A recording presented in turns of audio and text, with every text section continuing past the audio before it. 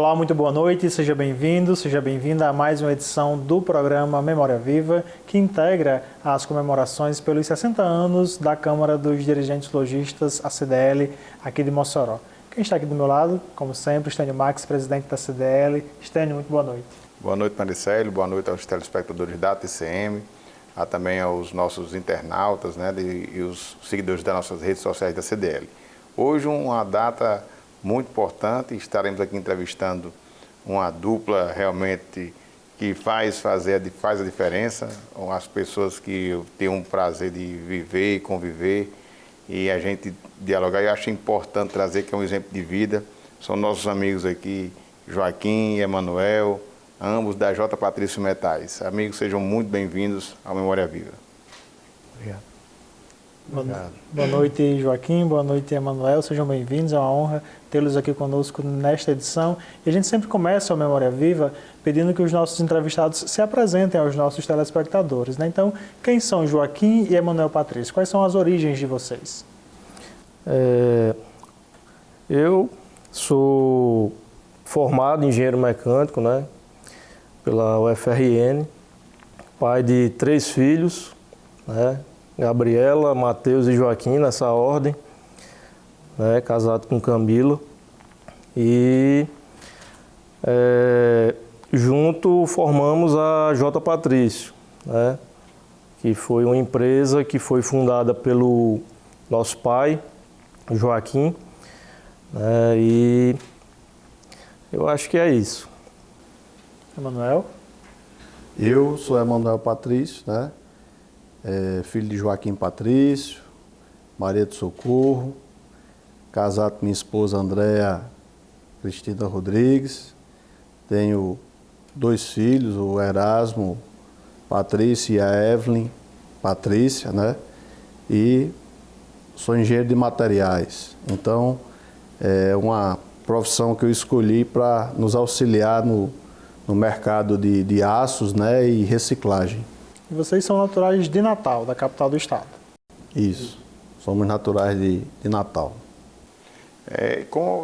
A história de vocês começa em Natal, mas o Joaquim Patrício, pai de vocês, veio do Rio de Janeiro. Conta um pouco como foi a vinda do seu pai e o início da história no Rio Grande do Norte. Pai nascido em Itaguaí, Rio de Janeiro. Irmão mais velho de 8 irmãos, com ele. E eles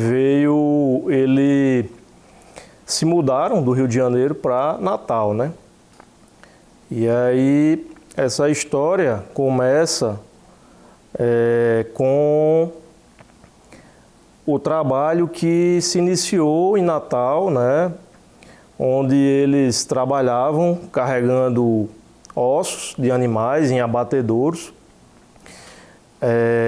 iam de carroça, eles iam juntos para vender esses ossos para as empresas de fertilizante, E aí, com o passar do tempo, chegou-se a um entendimento que queria começar a comprar materiais reciclados, comprar latinha de alumínio, comprar o ferro, panela de alumínio, cobre, materiais reciclados que poderiam ser comercializados depois, revendidos para entregar para os clientes maiores. Então, comprava ali dos catadores, dentro do bairro, uma compra pequena, porque se tinha pouco dinheiro. Inclusive, um fato interessante é que quando eles iam comprar, eles anotavam o valor da venda num papel. Minha avó, meus tios, eles trabalhavam em conjunto para pagar essa pessoa que vinha vender um dia depois, 2 dias depois, enquanto eles iam conseguir esse dinheiro de outra forma, Porque no início, de fato, o dinheiro era muito escasso, muitos filhos para criar, E aí tinha esse artifício, criou-se esse artifício, e logo cedo, no outro dia, ia vender cuscuz, ia vender picolé, ia vender tapioca, ia vender outras coisas para poder levantar esse dinheiro e fazer o pagamento dessas pessoas que vendiam esses materiais, né? Essa estruturação não foi fácil, né? Que em Natal, quando o pai de vocês chegou até aqui, né, Manuel? Quando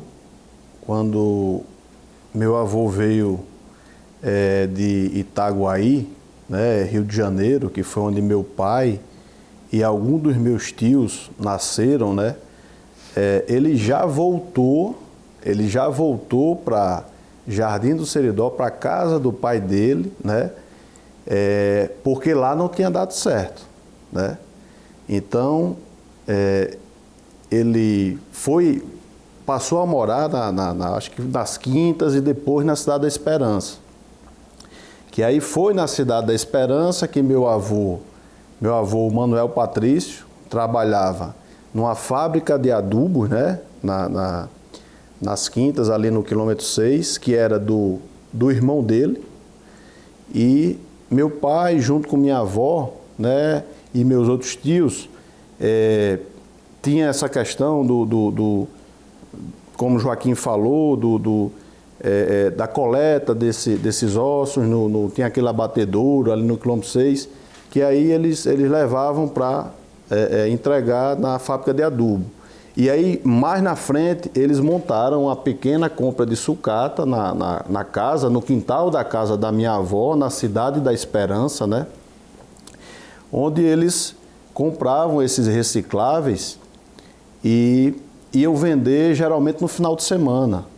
Que aí ia vender lá, acho que é na Avenida 6 ou é a Avenida 9, a Seu Domingos, que era um deposeiro que comprava, né, de Natal, naquele tempo acho Natal muito pequena, e aí ele juntava esses recicláveis para destinar para as grandes siderúrgicas, que acho que naquele tempo uma das maiores que tinha era em Recife, né, a Gerdau.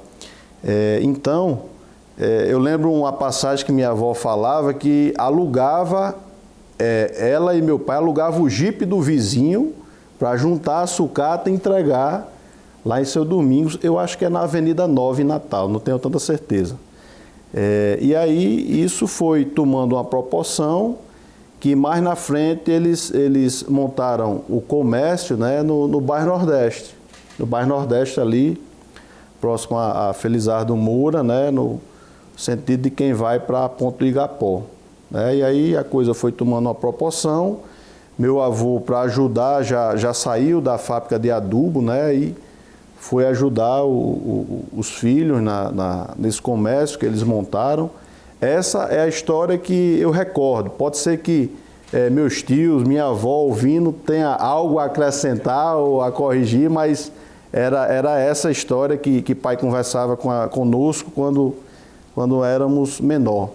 E vocês, quando criança, quais as memórias que vocês têm ainda? Quando criança, que viram isso aí tudo acontecer, essa parte, seu pai dava o pontapé inicial, talvez na reciclagem do Rio Grande do Norte, né?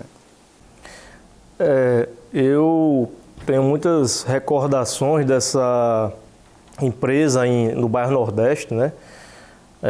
A gente morou no bairro Nordeste por muito tempo, em Natal, que era uma casa próxima à empresa, então em alguns momentos eu ia andando, né, por dentro do bairro, que naquela época era tranquilo, né, você conseguia fazer isso.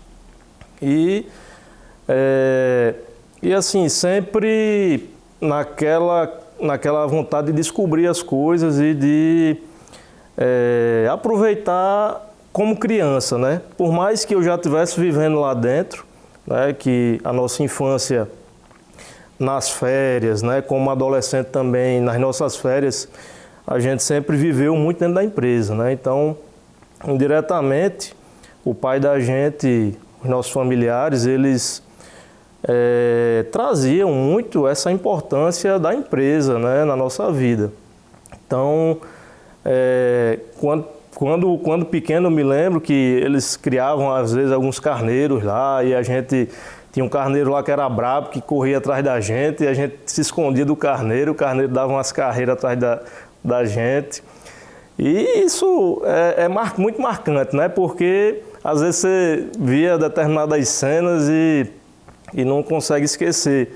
tinha um carneiro, um amarelinho, que eu não lembro agora o nome que a gente colocou para ele, que depois eu soube que mataram o carneiro para fazer um churrasco e esse carneiro era nosso, né? Um carneiro que a gente tinha adotado. Mas assim, são muitas boas memórias que ficam, né?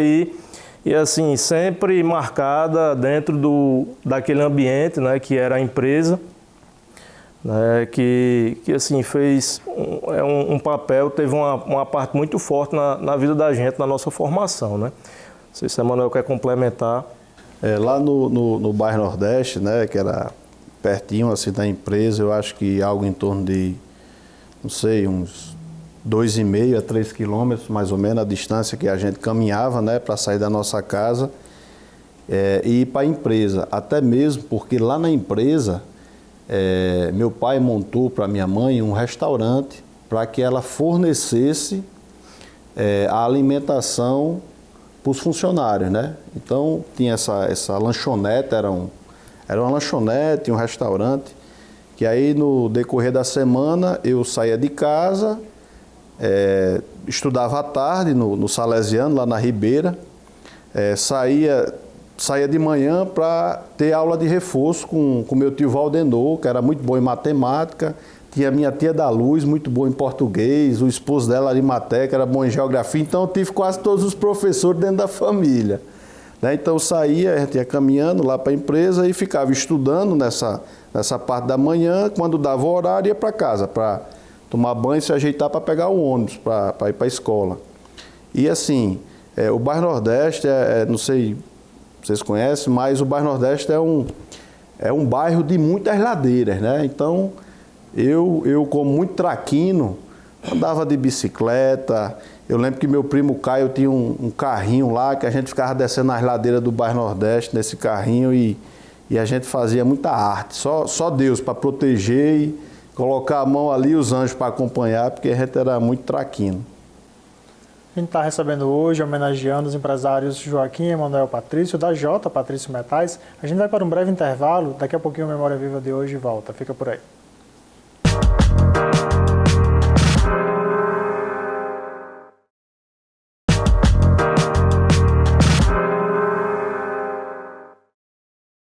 De volta com a Memória Viva de hoje, estamos homenageando os empresários Joaquim e Emanuel Patrício, da Jota Patrício Metais. Na infância, né, a gente voltando ainda para a infância de vocês, quais eram os sonhos que vocês alimentavam? Né? O que vocês desejavam para o futuro naquela época? Quando eu era menino, eu tinha um sonho, na verdade, né, ser fantasia bastante. Eu queria ser piloto de avião.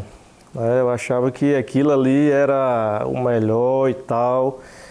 E nunca esqueço, teve até uma redação que eu fiz, de um sonho que eu fiz sendo piloto de avião, e era um piloto de avião de um avião comercial, não era um sonho, né, de um piloto de caça, de um piloto de avião de guerra.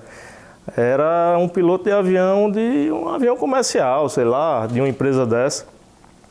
E aí isso foi muito marcante para mim, porque até em determinado momento eu cheguei a fazer o curso, né, picar, né, para tentar passar, né, para ser piloto, mas teve algumas limitações com relação à questão de visão, que eu usava óculos, depois eu fiz a cirurgia para não usar mais, e aí depois eu fui entendendo que aquilo não fazia tanto sentido, porque a empresa era tão presente na nossa vida, né, que por mais que às vezes eu achasse que queria outra coisa, lá enraizado, lá dentro, parece que a sucata estava mais forte do que qualquer outra coisa, né? E Emanuel? Comigo já acontecia assim, quando eu viajava com meu pai, né, nas férias de colégio, né, isso no meio do ano ou no final do ano, para ajudar ele de alguma maneira, acompanhar os carregamentos de sucata, das localidades que ele comprava, aqui em Mossoró, Aracaju, Bahia.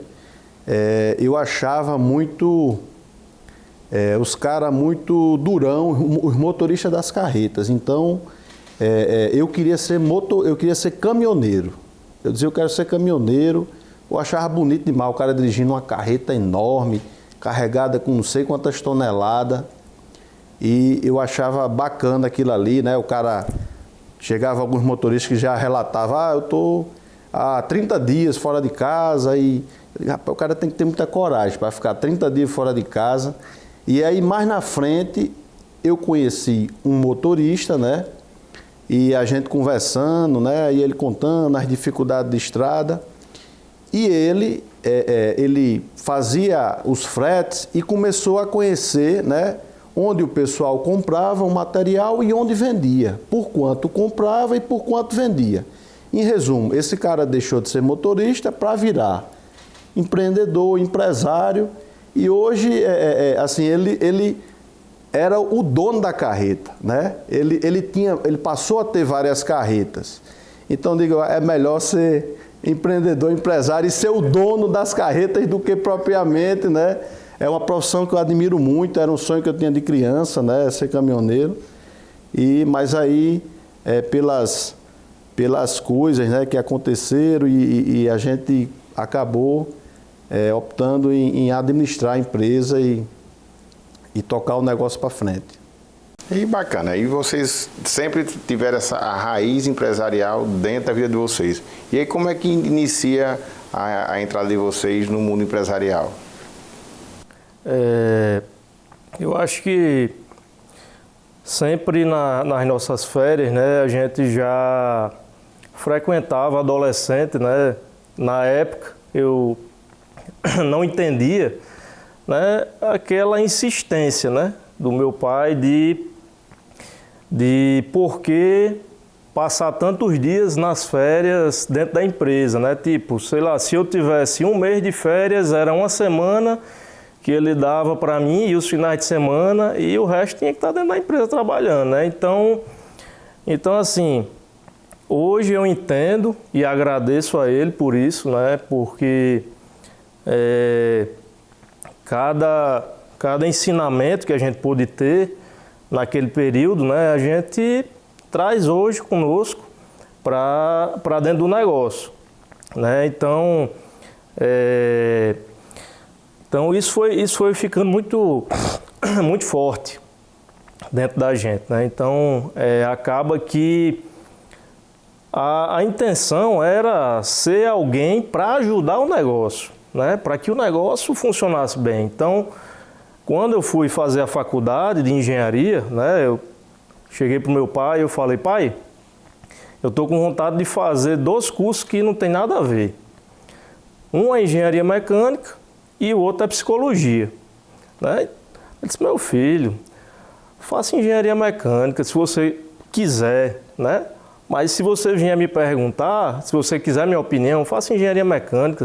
Você olha a nossa empresa aí, você como engenheiro vai ajudar a empresa, né? Você pode contribuir com a empresa. Então, assim, era uma presença tão forte que... e ele tinha essa presença muito forte, né, na nossa vida, né? Por mais que ele viajasse muito, que ele tivesse... em alguns momentos um pouco ausente, né? Assim, em alguns momentos de família e tudo, escolares, vamos dizer assim, né? Mas eu sentia a presença dele muito forte, né? Em todos os momentos e aí eu acho que essa força dele fez com que a gente realmente se dedicasse, se formasse e se preparasse para estar na J. Patrício. Manuel? Eu lembro quando eu fiz vestibular, eu fiz vestibular para a UERN, né? E fiz para a UFRN. O da UERN, eu fiz junto com minha mãe. Eu acho que ela optou lá por administração e eu optei por economia na UERN e fiz para engenharia de materiais na UFRN, né? E aí passei nos dois. E aí, como a gente estava instalado em Natal e tinha todo um suporte, né? E o curso de engenharia de materiais seria muito mais interessante, né, para se voltar ao trabalho de reciclagem e outras coisas que a gente já almejava, como na área de petróleo e gás, que aí mais na frente eu fiz a especialização em petróleo e gás aqui pela Mater Christi, né? No entanto, eu não entreguei o trabalho de conclusão de curso, relaxei, fui até o fim, mas não entreguei, então ficou só a teoria, mas não tive esse certificado.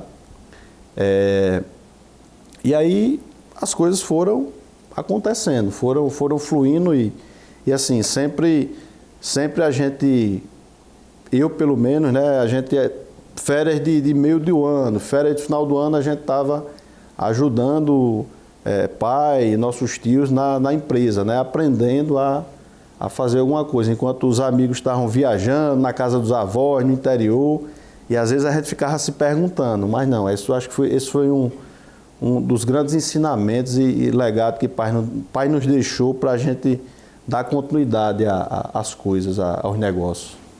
E essa relação, né? Pai, filho, patrão, funcionários, como era? Era uma relação tranquila, de muitos aprendizados, né? Como vocês já mencionaram, mas no dia a dia, como é que se dava essa relação profissional? Pai era muito fechado, né? Então, eu digo que era uma pessoa muito séria, assim, fechado, mas se dava bem com os funcionários, né?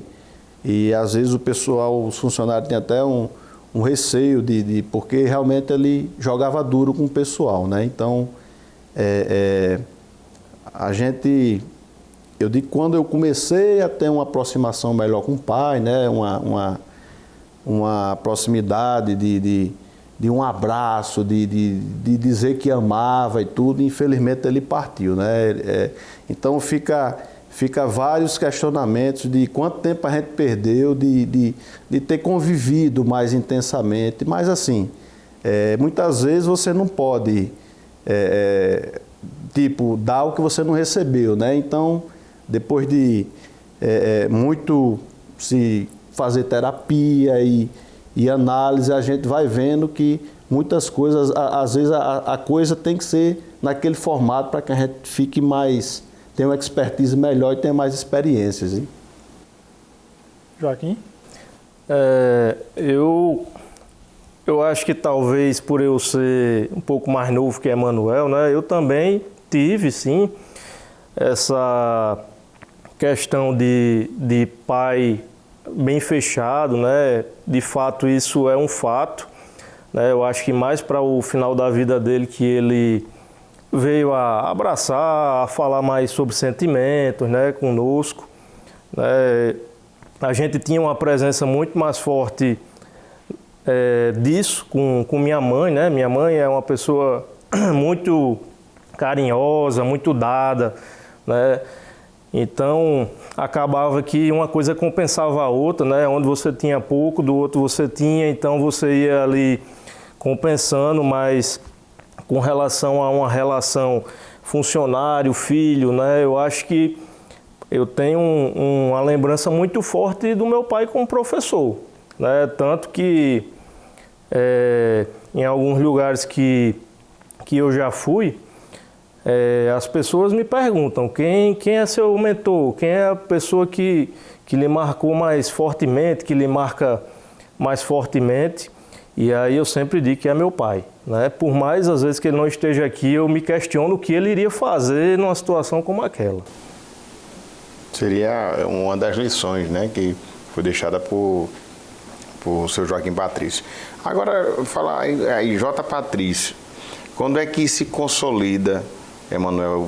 Vocês vieram lá já jovens, começaram a trabalhar, se envolveram, entraram, mas a consolidação de J. Patrício começou no Natal. Como é que surgiu a empresa? Ela veio ganhar essa musculatura, ela iniciou, vocês vieram para Mossoró. Como é que se deu essa transição e essa entrada de vocês de forma definitiva? Então, a gente vai deixar essa resposta para o próximo bloco, porque a gente vai agora um breve intervalo. Daqui a pouquinho o Memória Viva de hoje volta. Fica por aí.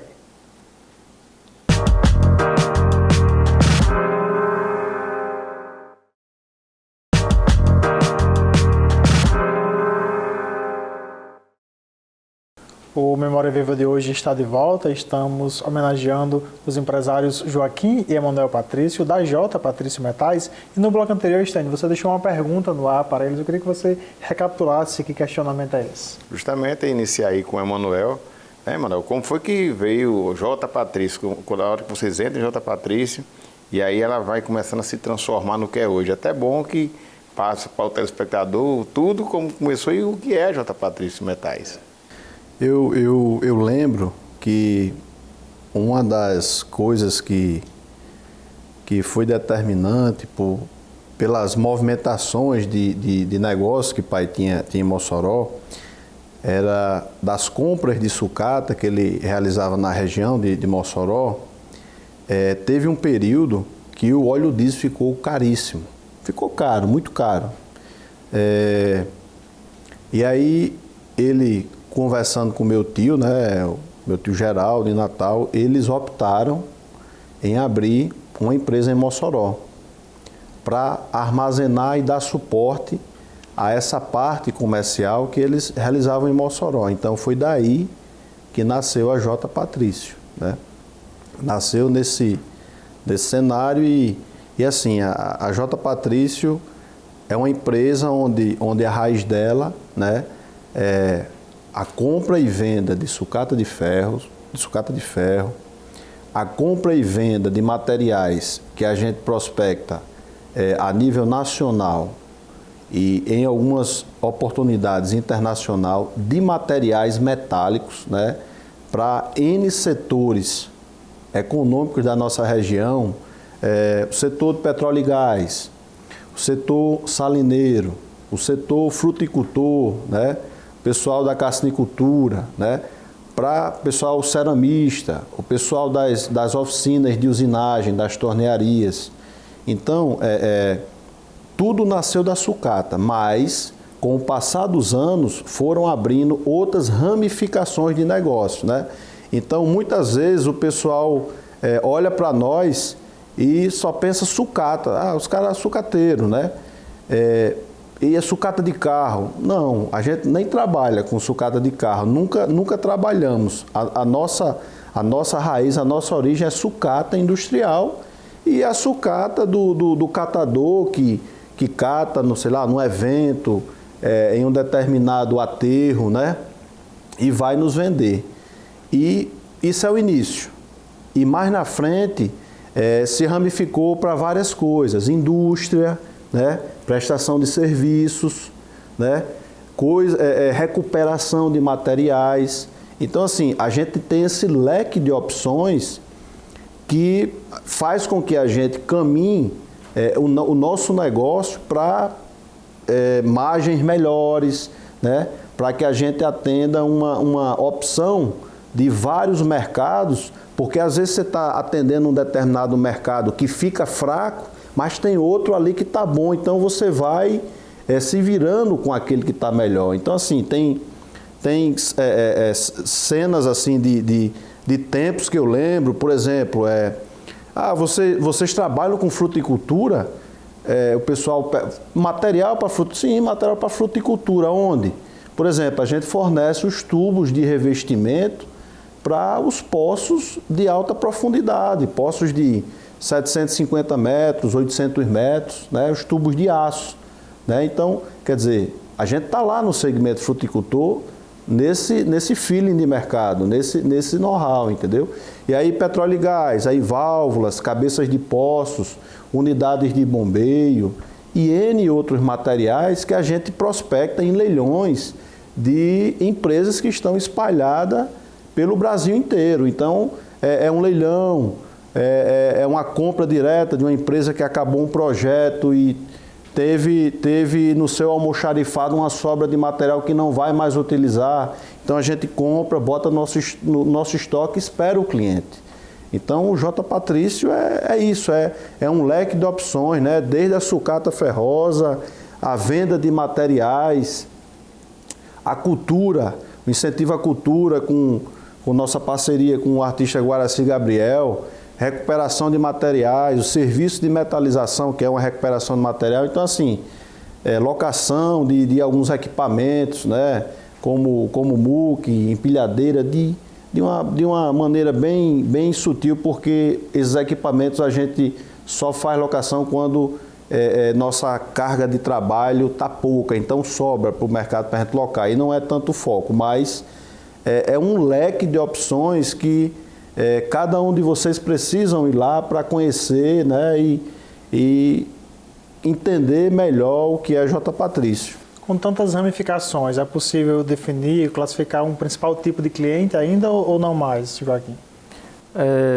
Hoje nós estamos muito fortes no mercado de petróleo, né? Acho que um mercado que tem nos ajudado, que tem impulsionado bastante a empresa hoje é o mercado de petróleo, mas já teve épocas que foi a sucata, já teve épocas que foi a fruticultura, né? Então é importante isso que Emanuel falou, porque nós atendemos salinas, atendemos cimenteiras que tem aqui próximo, atendemos, fabricamos peças, né? A gente tem uma máquina que você faz um desenho lá e ela corta, você faz o desenho no CNC, no AutoCAD, ela corta lá a peça que a pessoa precisa de uma chapa, né? Então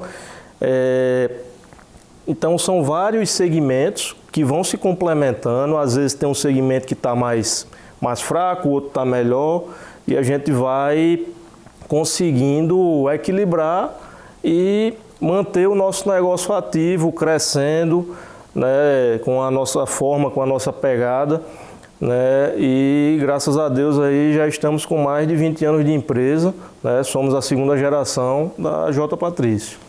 A gente tem, onde Emanuel falou e Joaquim complementou, mas além de tudo a empresa tem um fator muito importante na questão de não deixar às vezes os resíduos irem para fora. A tratar esse material é um tratamento também, é uma função socioambiental que eu acho que é um case também de vocês, né? Inclusive, a gente viu agora essa demanda do petróleo aqui, voltando a aquecer a economia local, no caso, a venda dos postos maduros, e a gente viu várias unidades de bombeio, né? Então, hoje, quais são os seus principais clientes?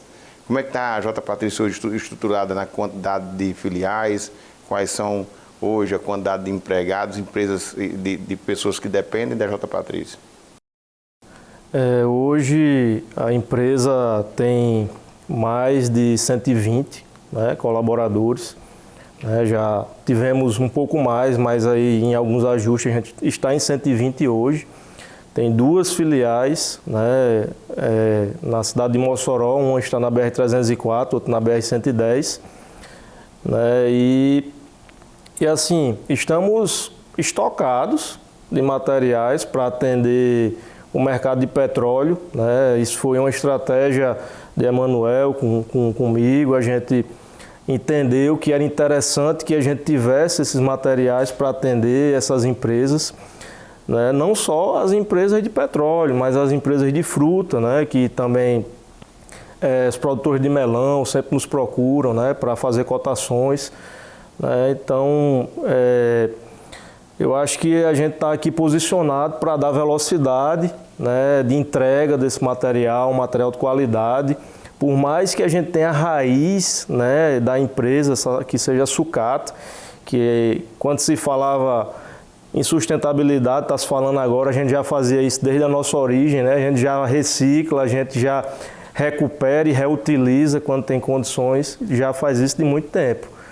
Então, esse é o principal carro-chefe, né, da empresa, né, essa venda desses materiais, mas acaba se ramificando por outras áreas, né?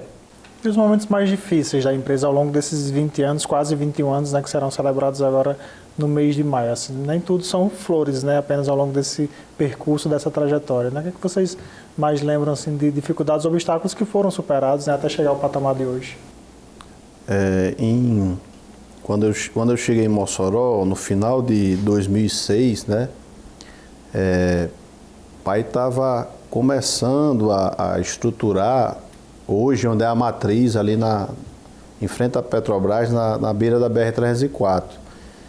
E eu lembro que as máquinas, né, eram as máquinas muito velhas, quebravam muito, caminhão velho quebrava, pneu careca estourava.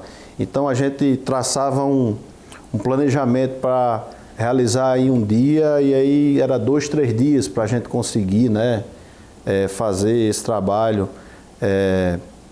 E aí são as dificuldades do início de tudo, né, e os compromissos para honrar. Eu lembro muito que a gente, o que a gente vendia até meio-dia, né, de que a gente fazia negócio, juntava os títulos, fazia os bordeiros, ia para o banco para trocar na parte da tarde, para gerar o dinheiro e honrar os compromissos. Então, são essas dificuldades, mas é de quem está começando, é de quem está nessa vontade de querer vencer, e vai dando um jeito, o que você não pode é baixar a cabeça e desistir, né?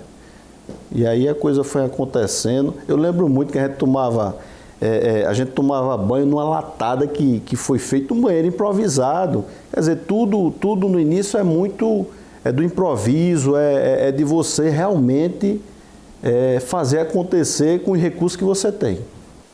Atualmente, como é que está hoje? Qual a função de Joaquim, qual a função de Emanuel na J. Patrício? Eu estou como diretor comercial, né, da parte de materiais voltada à recolocação no mercado, né, tubulações, chaparia, esses materiais. E Joaquim está como diretor comercial da sucata que vai para as siderúrgicas, né? Então, esse trabalho das siderúrgicas está do fornecimento para as siderúrgicas, Joaquim está à frente, e o atendimento aos materiais para o setor petróleo e gás, fruticultor, salineiro, né, ceramista. Aí eu fico mais à frente, né? Apesar que um participa do que o outro faz para poder ter essa troca de ideias e a gente errar menos, né?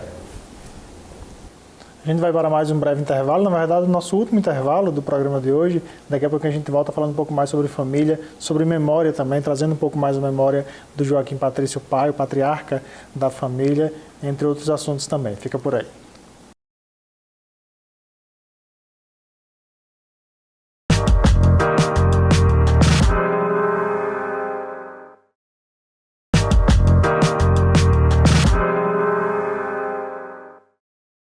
Estamos de volta com a Memória Viva de hoje, homenageando os empresários Joaquim e Emanuel Patrício, da J. Patrício Metais. No bloco anterior a gente falava um pouquinho sobre as dificuldades do início da empresa e certamente também um dos momentos mais difíceis que vocês enfrentaram ao longo dessa trajetória, se não o mais difícil, né, me corrijam se eu estiver errado, foi a partida precoce de Joaquim Patrício pai, né, o patriarca da família, em um acidente de trânsito em 2013, né, em junho de 2013, completar agora 10 anos dessa fatalidade. E alguns meses antes desse acidente, o senhor Joaquim ele deixou uma mensagem, um conselho, uma missão para vocês. Né? Isso conta um pouquinho para a gente dessa história.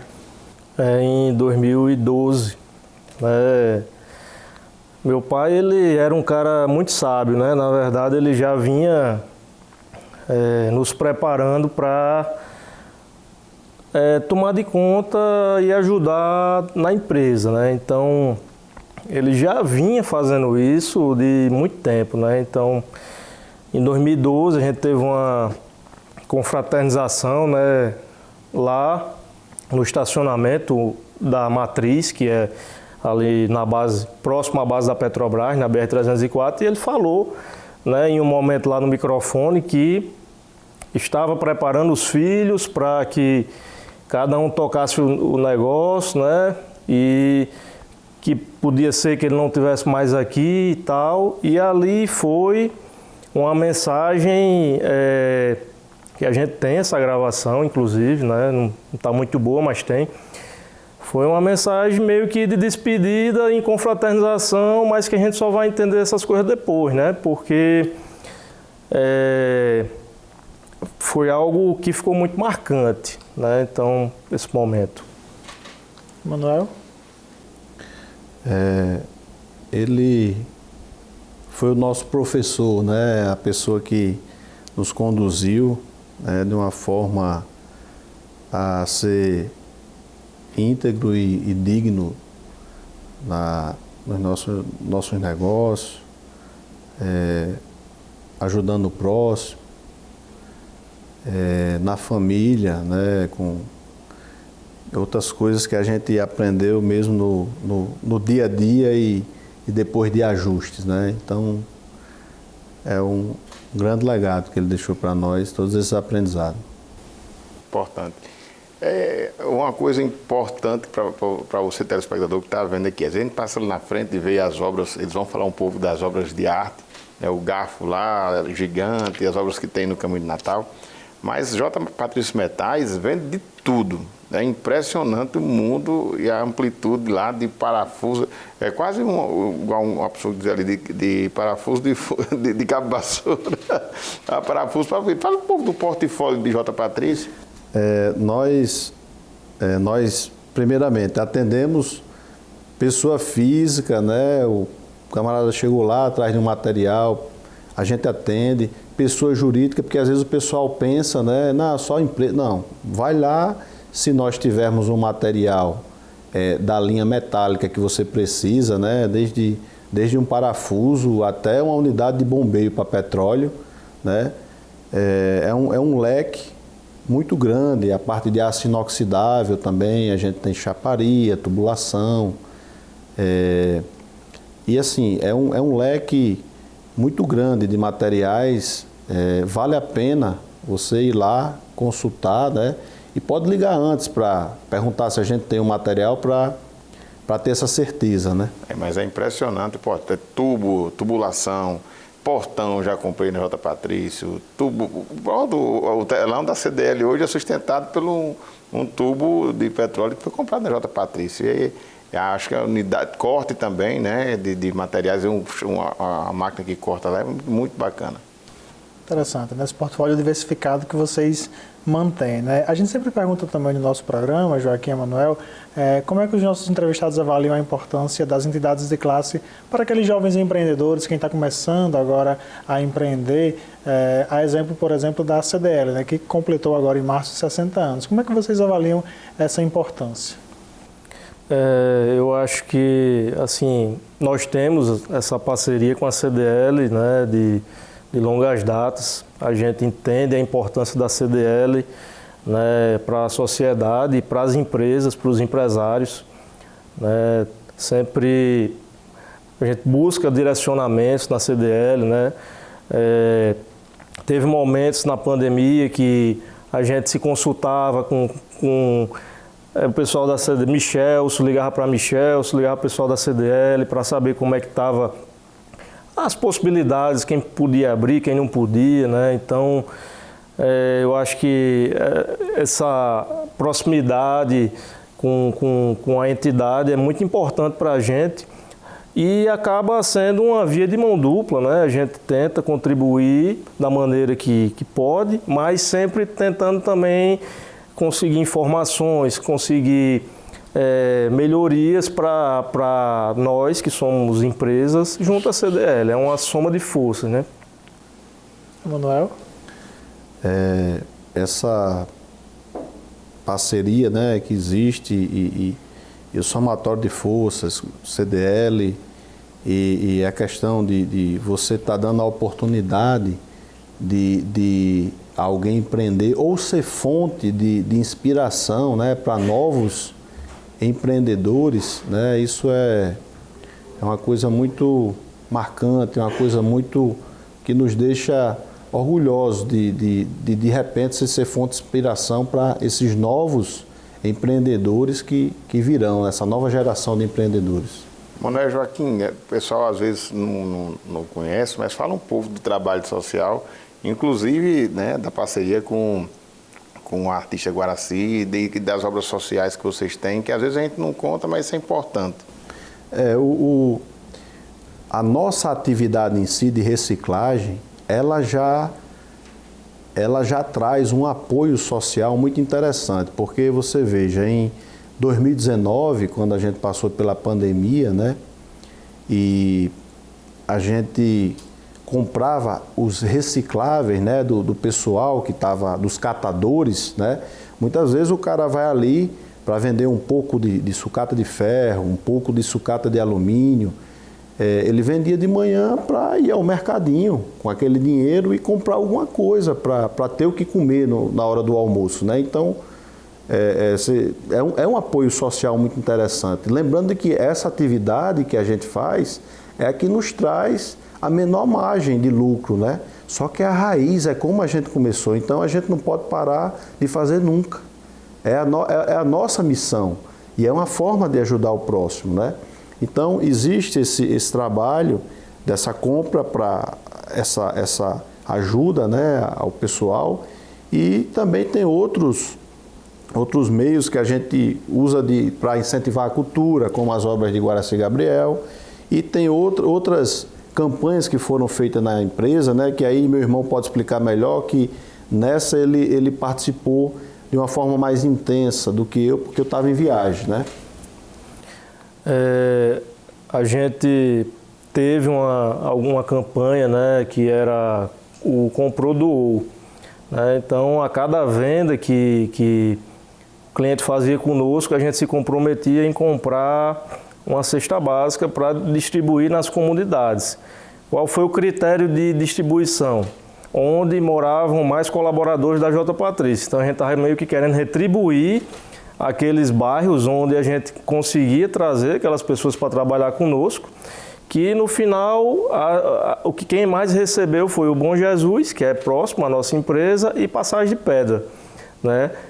O Alto Sumaré também, né? Então foram esses 3 bairros que estão ali mais próximos, e Passagem de Pedra que está mais longe, porque a gente tem bastante colaboradores que são de lá, né? E também, né, nós fizemos uma campanha, né, fotográfica, né, para fotografar as obras de arte, e esse concurso, até hoje, algumas pessoas perguntam quando nós faremos outro concurso desse, né? Fizemos exposição no shopping das obras, fizemos a premiação, foi algo que movimentou bastante a cidade de Mossoró. Quais são as obras que foram feitas por Guaraci?